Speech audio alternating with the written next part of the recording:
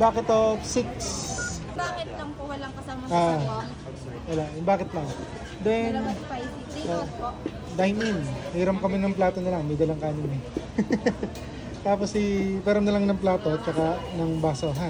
Siguro 6 po. You know, siguro alam niyo na kung bakit kami nandito ito. Sisabunod ulit natin ang adventures ng Team Caldero.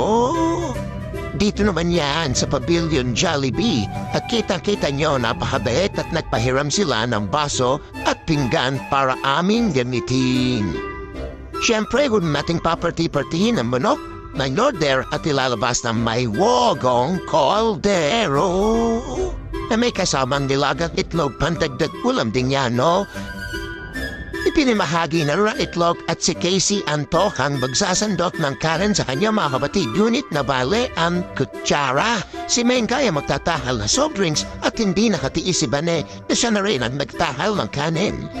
Kitang-kita nyo maubos-ubos sa maraming kanin dala. Kung dito bin si Jollibee yan, tsak mapapamahal ka. At syempre, ang ating ugali, naaayusin ang ating kinainan bago umalis.